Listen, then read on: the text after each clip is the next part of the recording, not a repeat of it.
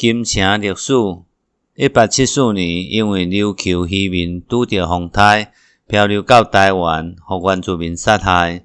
就安尼，日本军队有借口来拍屏东，中国命令辛保正做钦差来台湾备办防务。9月开始起造日昆新炮台。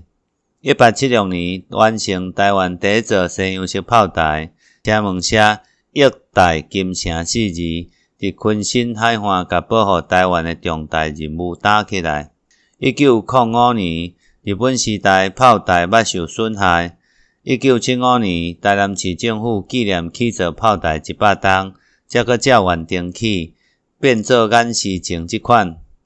1999年，搁一摆进行整修，才重新开放。最后一届整修的时，有挖到一部分原本台日土泥的遗迹，现此时用玻璃搭甲伊嵌起来保护，嘛开放予民众参观。